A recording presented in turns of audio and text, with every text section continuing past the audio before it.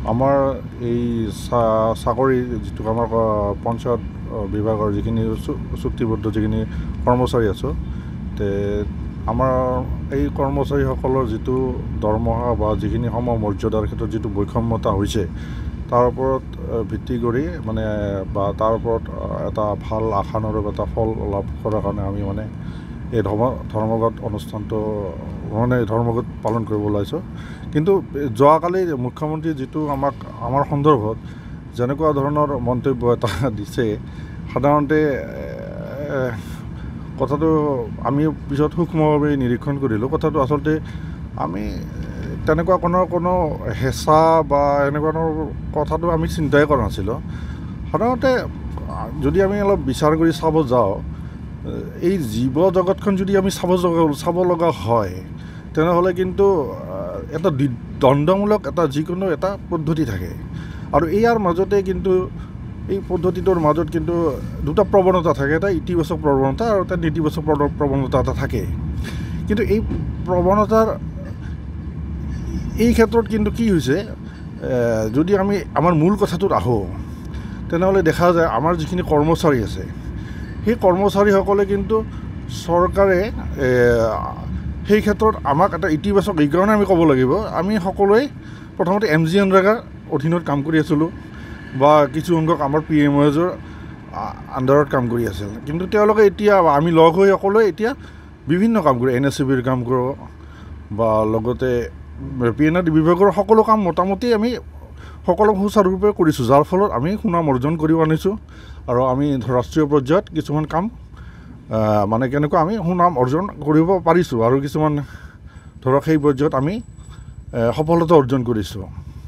কিন্তু তাৰ পিছতো নেতিবাচক দিশটো এনেকুৱা হৈছে যে আমি জীৱনত কিন্তু নেতিবাচক দিশটো আমি ধ্বংস কৰিব লাগিব। নেতিবাচক দিশটো ধ্বংস কৰিলেহে কি হ'ব, আমাৰ দেশখন মংগলময় হ'ব, এইটো কথা। গতিকে এই নেতিবাচক দিশটো আমি ধ্বংস কৰাৰ কাৰণে আমাৰ সমস্যাটো হৈছে আমাৰ দৰমহাৰ ক্ষেত্ৰত যিটো সমমৰ্যাদা বা আমাৰ সমস্যাখিনি, এই সমস্যাখিনি আমাৰ নেতিবাচক, এইখিনিক আমি ধ্বংস কৰিব লাগিব। এই ধ্বংস কৰিব লগাৰ ফলত ধ্বংস কৰিব লগা এটা প্ৰচেছ থাকে, তাৰ কাৰণে আমি হেঁচা নহয়, এটা পদ্ধতি, এটা যেনেকৈ এটা প্ৰাকৃতিক বুলি ক'লেও ভুল নহ'ব, কিন্তু নিজে এটা হ'ব। ধৰি লওক আমি যদি আজি বজাৰ কৰিব যাওঁ, সমস্যা আহে, যেতিয়া কিবা হ'ব, চবৰে এটা পৰিয়ালৰ সমস্যা থাকে, যিহেতু পৰিয়ালত এজন মানুহ নাথাকে, গোটেই পৰিয়ালটোৰ লগত জড়িত হৈ থাকে, গতিকে বজাৰটো সকলোৰে কাৰণে সমান, গতিকে যিহেতু এজন মানুহৰ লগত কথা নহয়, পৰিয়াল ৰাখে, গতিকে এই নেতিবাচক সমস্যাটো আমি সকলোৱে কেনেকৈ সমাধান কৰিব পাৰোঁ। যিহেতু আমি শক্তিশালী হৈছোঁ, আমি এটা কামৰ পৰা আজি বহুতকেইটা কাম কৰিব পৰা হৈছোঁ, এই শ্ৰমিকসকল বা কৰ্মচাৰীসকলে, যাৰ ফলত কিন্তু দেশৰ এটা মংগলময় পৰ্যায়লৈকে গৈছোঁ। কিন্তু তাৰ পিছতো এই নেতিবাচক দিশটো আমি কেনেকৈ বাতিল কৰিব পাৰোঁ, তাৰ ওপৰতহে আমি কেনেকৈ চৰকাৰে সহযোগ কৰক, আমি সকলোৱে মিলি এই সমস্যাটো সমাধান কৰোঁ, আমি সকলোৱে ধুনীয়াকৈ মিলি আলোচনাৰ পৰ্যায়তে হওক, যেনেকৈ পাৰক, যাতে আমি নেতিবাচক বোলা বস্তুটো নাথাকে, ইতিবাচক হৈয়ে আমি দেশখন আগবঢ়াই লৈ যাব পাৰোঁ, সেইখিনি আমাৰ উদ্দেশ্য। তাত কোনো হেঁচা বা সেনেকুৱা হিংসা বা সেনেকুৱা বেয়া ভাৱ বা সেনেকুৱা ধৰণৰ কথা কোনো ধৰণৰ ইয়াত নাই। আমি কাটৰ অনুৰোধ জনাইছোঁ যাতে সদায় ইতিবাচক হৈ আমি দেশৰ হকে কাম কৰিব পাৰোঁ, সকলোৰে মংগল হওক, এই উদ্দেশ্যই আমাৰ মূল উদ্দেশ্য। দেখা গৈছে আপোনালোকৰ ধৰ্মঘট, কিন্তু আজিলৈকে চৰকাৰে কোনো ধৰণৰ গুৰুত্ব প্ৰদান কৰা নাই। কৈছোঁতো, এতিয়া হেঁচাটো দিয়া বুলি যোৱাকালি কৈছে। আজি এতিয়া সেই সন্দৰ্ভতে এই কথাটো কৈছোঁ যে এতিয়া আমি চাওক, মূল উদ্দেশ্য হৈছে, মই এইখিনি কথাই ক'লোঁ, এইটো এটা নেচাৰেলি এটা আমি যিটো এইটো বস্তু আহিব, এইটো আমি কেনেকৈ নষ্ট কৰিব লাগে, আমাৰ নেতিবাচক সমস্যাখিনি আমি কেনেকৈ আঁতৰ কৰিব লাগে, সেইখিনি যাতে চৰকাৰক অনুৰোধ কৰিছোঁ যে তেওঁলোকে আমাক সহযোগিতা কৰক, কৰি পেলাই এই যিটো দৰমহাৰ ক্ষেত্ৰতে হওক বা আমাৰ যিখিনি সমস্যা হৈছে, এই সমস্যাখিনি যাতে কেনেকৈ সমাধানৰ পথত আহিব পাৰে আৰু যাতে এক মংগলময় পৰিৱেশৰ সৃষ্টি হয়, তাৰ কাৰণে এটা তেওঁলোকক অনুৰোধ কৰিছোঁ। কথাটো সেইখিনি। চৰকাৰে যদি কোনো গুৰুত্ব প্ৰদান নকৰে, ইয়াৰ পিছৰ পদক্ষেপ কি হ'ব আপোনালোকৰ?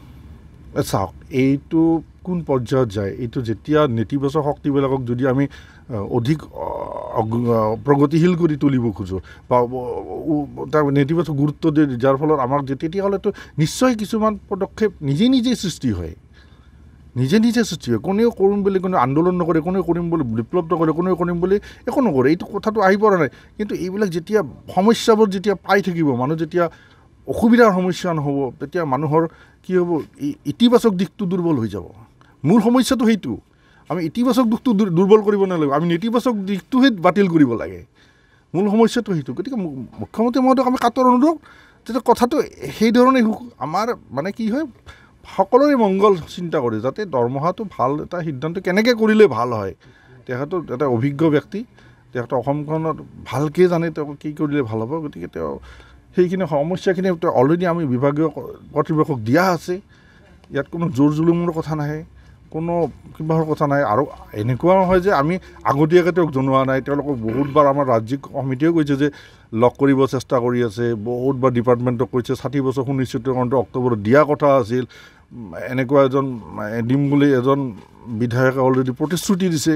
তাৰপিছতো এতিয়ালৈকে কোনো ধৰণৰ আগবাঢ়ি নাহিল বা এতিয়ালৈকে অহা নাই, যাৰ ফলত কি হৈছে কথাখিনি অলপ সেইফালে গতি কৰিছে। সেইকাৰণে আমি এতিয়া সকলোৱে লগ হৈছোঁ, এতিয়া অনুৰোধ কৰিছোঁ। এইটো প্ৰচেছ, এতিয়া আমি যাব লাগিব, তেখেতৰ কৰ্ণগোচৰ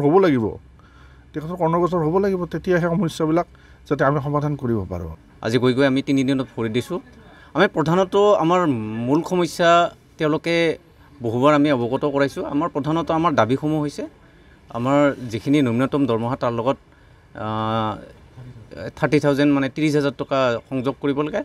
60 বছৰ আমাৰ চাকৰি কাৰ্যকাল নিৰ্ধাৰিত কৰিব লাগে আৰু 10% ইনক্ৰিমেণ্ট এটা আছে আৰু আমাৰ HR পলিচি। মূলত আমাৰ এই 4টা দাবী। আমি এনেকুৱা ধৰণৰ পৰ্যায়ত কাম কৰি আছোঁ য'ত নেকি আমাৰ নিজৰ পৰিয়ালক এৰি পেলাইও দিনে ৰাতি কষ্ট কৰি কোনো এটা আমাৰ বন্ধ বাৰ নাই, কোনো এটা মানে শান্তিপূৰ্ণ এটা পৰিৱেশত আমি কাম কৰিব নোৱাৰোঁ।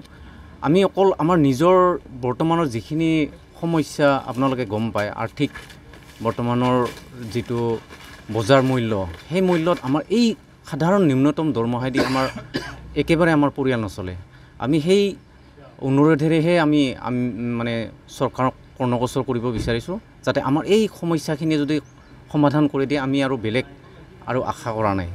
গতিকে সৰ্বকালৰ সৰ্বশ্ৰেষ্ঠ মুখ্যমন্ত্ৰী ডাঙৰীয়াই আমাৰ এই সমস্যাসমূহ যাতে অনতিপলমে সমাধান কৰে। আমি তেওঁলোকক দাবী বা হেঁচা প্ৰয়োগ কোনো ধৰণৰ কৰিব বিচৰা নাই। অকল আমাৰ যিখিনি মৌলিক অধিকাৰ সেইখিনিহে আমি তেওঁলোকৰ পৰা বিচাৰিছোঁ। আৰু আমাক বেলেগ তেনেকুৱা ধৰণৰ বিশেষ ওপৰৰ যে আমাক বহুত ধৰণৰ সুবিধা লাগে তেনেকুৱা ধৰণৰ সুবিধা বিচৰা নাই। আপোনালোকে জানে মানে গ্ৰামোন্নয়নৰ যিখিনি কৰ্ম আমাৰ একদম গ্ৰাছ লেভেলৰ দুখীয়া শ্ৰেণীৰ মানুহক আমি নহ'লে তেওঁলোকক আমাৰ কৰ্মচাৰীসকল নহ'লে তেওঁলোকৰ মাজত যোৱা মানুহ প্ৰায় নাই। গতিকে আমি সেই যিখিনি কৰি আছোঁ তেওঁলোকে যাতে আমাকো অলপমান সকাহ দিয়ে, যাতে তেওঁলোকক আমি সহায় কৰিব পাৰোঁ, আমি দুখীয়া শ্ৰেণীৰ মানুহক। এইখিনি